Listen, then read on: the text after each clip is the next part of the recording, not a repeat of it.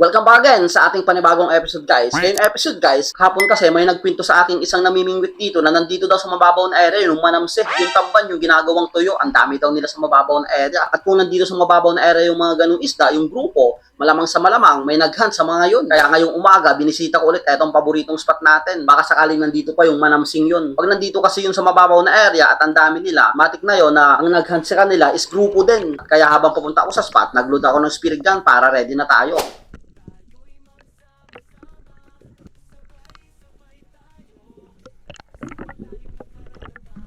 At eto nga yung hindi ko inakala, nakakabigla. Dinapitan kaagad ako dito ng napakaraming salmon dito lang sa mababaw.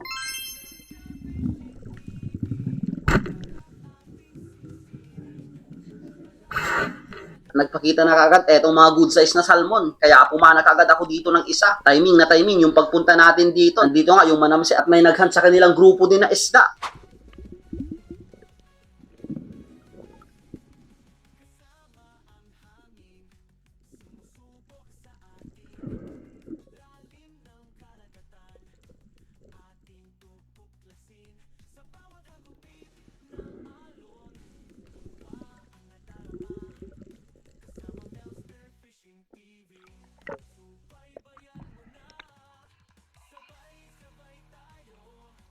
Thank you Lord. Unang isda natin. Ang dami palang rainbow natin. Sama na ito. Malalaki yung iba. Nasa huli. Akala ko yun lang yung nauna. Ang dami. Naghan siguro yun yung mga manamsi. Huy. Pagkalagay ko sa stringer etong salmon guys, biglang nagpakita ulit yung grupo ng salmon pero hindi ako nakapull ng trigger. At eto't nandito na ako sa ilalim nag-aambos nang biglang may dumaan ng grupo ng dugtutuna. Kaya lang napakailak ng dugtutunang ito. Siguro etong mga dugtutuna is hindi pa kumakain, hindi pa nag-aalmusal. Kaya hindi ako pinansin.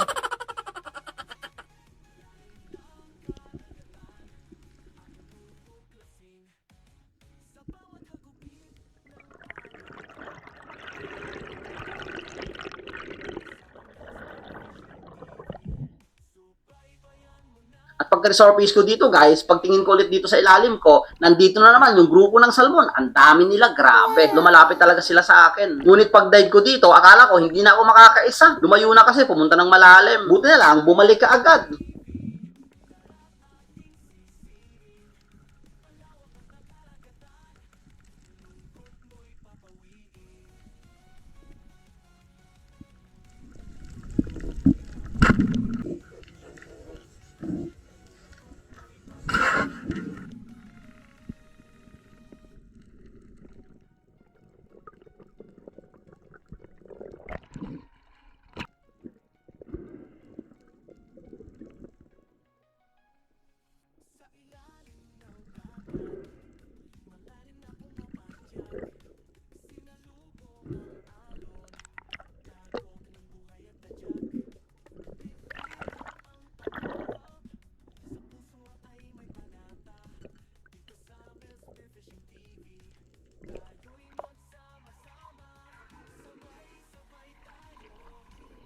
Thank you Lord.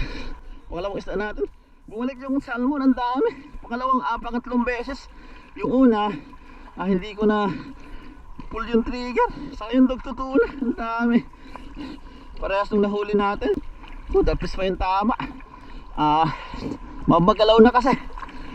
Ay.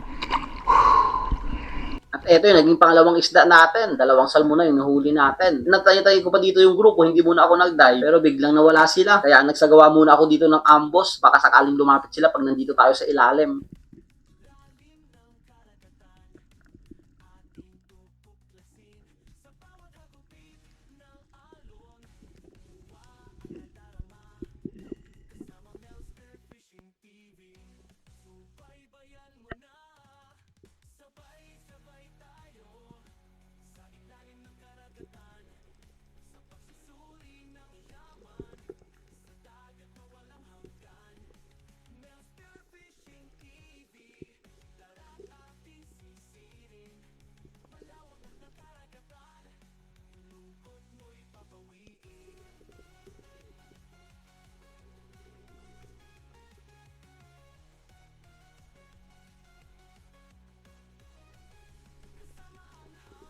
Pero dito sa dive na to, walang nagpakitang salmon, kaya nag-resurface muna ako. At pagka-resurface ko nga dito guys, eto nagpakita bigla na naman yung mga grupo ng salmon. Grabe, nandito lang talaga sila sa mababaw na area pala.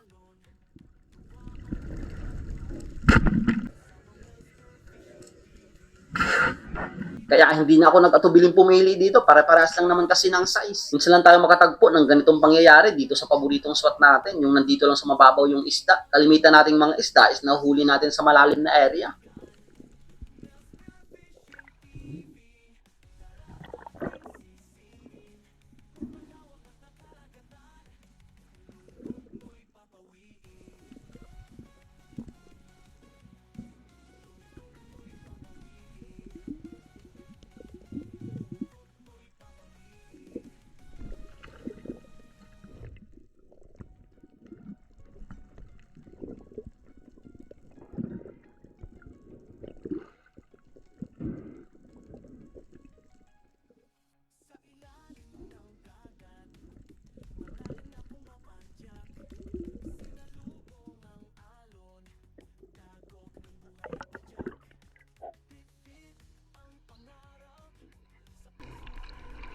Ay, bumalik ulit yung grupo. Ang dami talaga. Gutom siguro itong mga ganitong isda. Naghunt ito ng mga manamsi. Nandito kasi sa mababaw na area yung mga manamsi. Mga 1 kilo ang isa. Okay na rin. Oh, ang dami. Thank you Lord. Pangatlong rainbow runner natin. Ay. At dahil nga nakatatlong piraso na tayong salmon dito sa mababaw na area, dito lang din ako nagpwesto.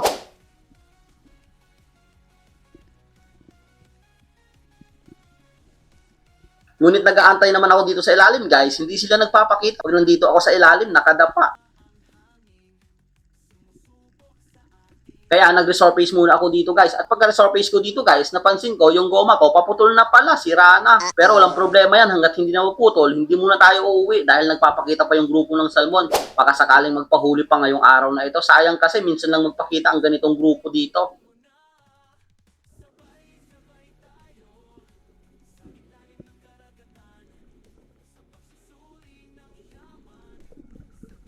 Kaya pagkatapos kong makapahinga dito, balik ulit tayo dito sa ilalim. Ambos tayo ulit tayo dahil hindi na nagpakita yung grupo ng salmon dun sa mababaw. Kaya nagpwesto muna ako dito sa malalim. Baka may makita tayong ibang isda dito.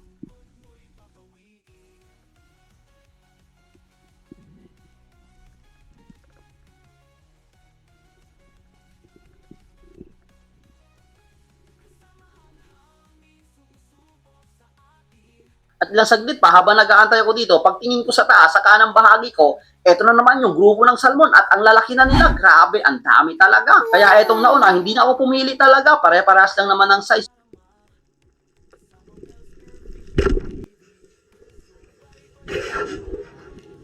Pero mali pala, ang inaakala ko, ang dami pa palang kasunod. Grabe, at ang lalaki pa neto. Lumapit na lumapit pa talaga sa akin at pinalibutan yung huli ko. Grabe talaga, ang dami talagang salmon ngayong araw na ito. Buti na lang, nag-dive tayo.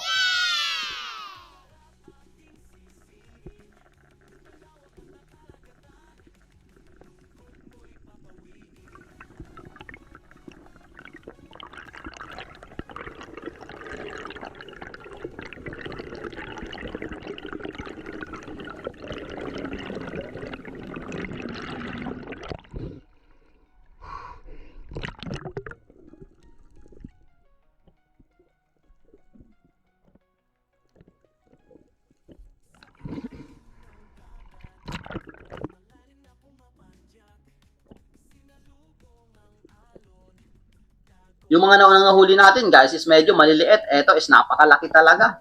Umabot ito ng 3.4 kg on scale. Kaya napakalaking salmon na. Oh, thank you Lord. Ang lalaki na nagpakita. Grabe, ang dami. Hindi na ako pumili. Baka kasi wala na naman tayong makuha.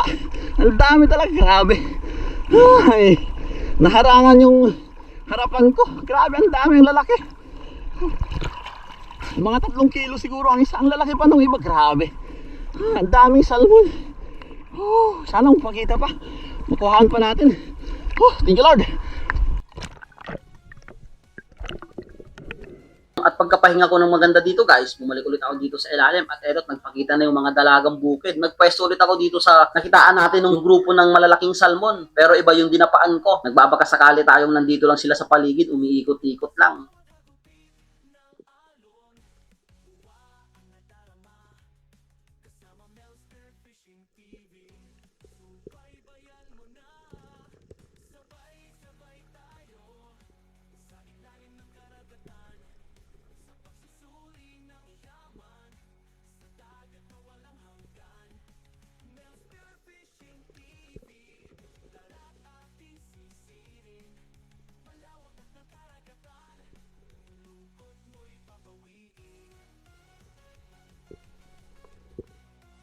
At dahil walang nagpakita dito, nag-resurface na lang muna ulit ako. At eto na naman yung hindi ko inaasahan guys. Pagka-resurface ko dito ulit, nagpakita na naman yung mga malilit na salmon. Yung unang nagpakita sa atin nung kanina. Grabe at ang dami na naman. Kaya dali-dali na naman ako ditong nag-aim ng isa.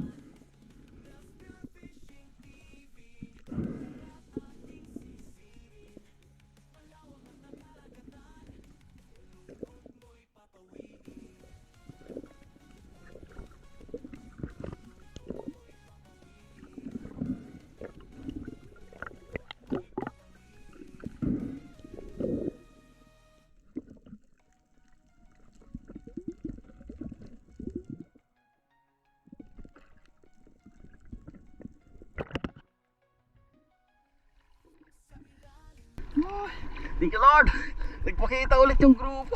Ang dami talaga, grabe. Ang lalaki nung iba. Ano na sila, nagtumpay na yung maliliit. Nagsama-sama na. Saka yung malalaki, ay, biglang lumalapit sa akin, grabe. Nilalapitan siguro yung huli ko na nasa bewang ko. Pang-apat na ano natin, salmon. Thank you Rammer, thank you Lord. Sana makasa pa tayo. Ang dami talaga, grabe.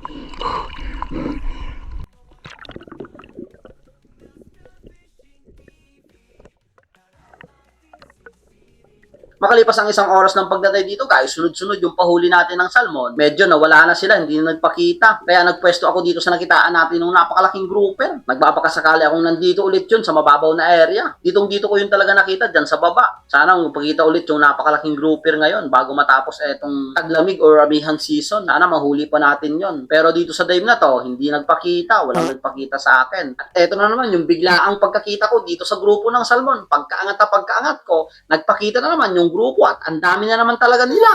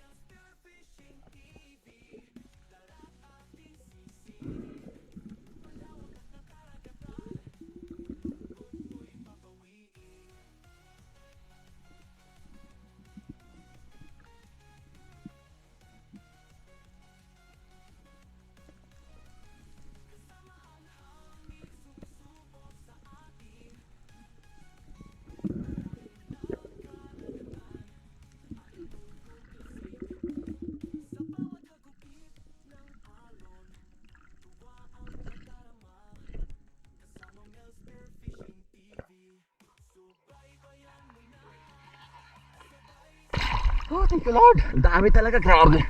Nandito lang sa mababaw. Sana ganito lang kasimple yung spearfishing na ginagawa.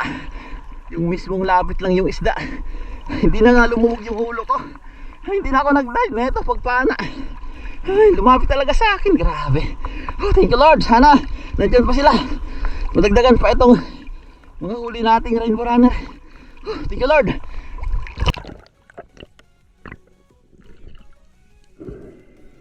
At eto na, naging pang-anim na salmon natin ngayong umagang ito.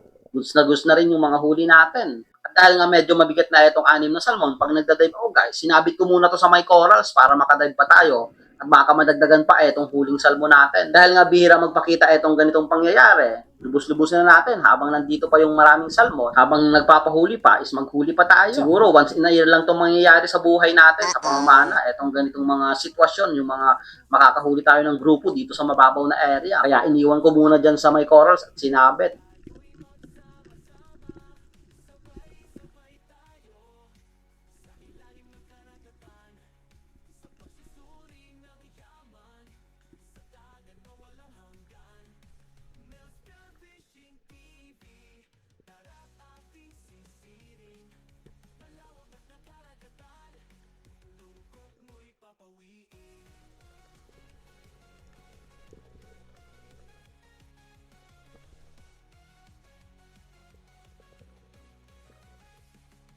Dito sa day to guys, nilapitan ako ng shark mackerel or kung tawagin dito sa amin is silo. Kaya lang, pagkapul ko ng trigger, hindi tinamaan. Napakagaling umiwas namang isda yun. At makalipas ng isang oras ng pagdadive, hindi na nagpakita yung grupo. Siguro umalis na sila, nabulabog na. At dito, may nagpakita sanang 3 piraso, pero yung clip ng pagpana ko is nabura ko habang nag-edit ako. Hindi ko na na-recover. Kaya eto, sinabit yung shop ko. Ito sana yung pinakamalaking mahuhuli kong salmon ngayong araw na ito.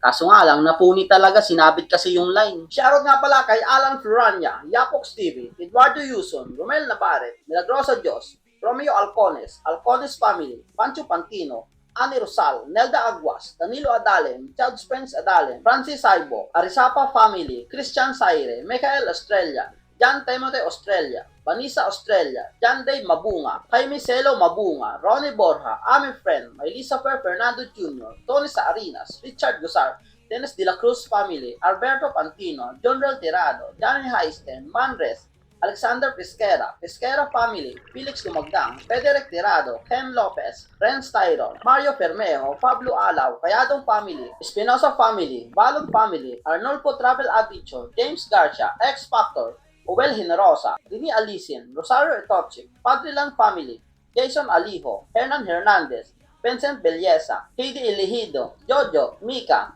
Cesar Abling, Ratukyo Family, Eric Esma, Felix Queroy, Bonifacio Arbalate, Angel Binitwa, Michael Mendoza, Instituto Kawaling, Fonte Family, Socrates Guarin, Nexon Edson, Totong Daa, Insan Juan, Arnold Pulancos, Sophia Bagamasmad, Armando Suaverdes, Adami at Madrigal Family, Nelson Panturas, Pino Mabutas, Dirig Banggot, Machete Vlog, Jonathan Micabalo, Marlon Hamisola, Berle Banyares, Gales Sargado, Rolly Ruiz, Rafael Recto, Bibilito Batas, Brian Pagkaliwagan, Sante Roldan, Mikael Balikwat, Ronald Imbodo, Alia Family, Mabahin Family, Gustado Oraya, Palkulan Family, Wenzel Palkulan, Joel Ranas, Canyo Family, J Bars, Joven Celos, Buta Sila, Rinante Ligas, Noel Grigo, Aurelio Coles, Erwin Labin Malayan, Kenneth Umali, Belmore Muog, Kyle, Kara, Edna, Banji, King, Kenneth, Camille Remolador, Ellen and Kian Mangguet, Evelyn Argo at Nathan Langaman, Rico, Joe, Hana at Prince Iponla, Lourdes Marife Australia, Ophelia at Mark Cartavio, Boots Kasumpang, Mea Ochel Kasumpang, Agustin Elisis Kasumpang, Lore Abidal. Maraming salamat po sa inyong lahat. So yun guys. Tapos na tayo sa bahay. Thank you Lord. Puro salmon ang huli natin. Walang halo. Season siguro ngayon ng salmon or rainbow runner. Sayang yung isa na punit. Ay. Sa likod ko kasi dumaan. Kaya hindi ko na na late ko na umikot pa ako. Tapos na late na. Medyo malayo na. Pero tinay kong patamaan pa rin. Tinamaan naman. Mababa yung tama niya. Banda dito ata. Sinabit pa. Kaya napuni talaga. Sayang. Mga 3 kilo siguro to. Mga halos kalahati ito ng laki. Ang laki. Mga estimated ko yun. Mga nasa 3 piraso. Mga 5 or 6 na kilo. Malaki talaga yun. Yung ganong salmon na yun. Malaki. Malakas nga nung pagkahila. Pero okay na, pero worth it pa rin. Ay, yung naka-6 na tayo na piraso netong salmon, is hindi ko na nakita, hindi na bumalik sa akin yung grupo. Ito yung pinakamalaki nating nahuli. Saka halos, ay, malalaki pa ito. Ito mga parehas lang ng size. 6 na piraso. Ito parehas, itong size ng dalawa. Minsan na tayo makahuli ng ganito, yung isang klase lang na isda, bihira. Buti lang natimingan pa natin kanina. Bumabalik talaga ako doon sa paboritong spot natin dahil inaabangan ko yung pagpunta ng napakalaking grouper doon sa mababaw na area. Hindi pa natin natatimingan. Sana matimingan natin at mahuli yon. Timpangin natin. Benta natin lahat to. Pero sayang talaga yung napakalaki. Yung last na tinira natin. Okay na sana pag nahuli pa yon. Yan. Ilang kilo. Ayun nga, sobrang 3.6 3.5. Malaki na talaga yung nahuling tinira ko, grabe. Akala ko pagharap lang talaga dumaan yon, kayang-kaya kong hulihin yon, pero sa likod kasi, sa bandang mababaw dumaan. Kaya nahirapan kong i-aim. Umikot pa kasi ako. Kaya mahirap yung ganun pag sa likod dumadaan yung isda. Pero worth it pa rin. Halos 3 auction dive natin ngayon. Hindi na tayo tumagal dahil yung labo is tumaas na. At okay na rin kasi yung huli natin. So ito munang 3. Dumudulas dito sa timbangan. So ayun, 7. Itong 3 pa lang is 7. Natin.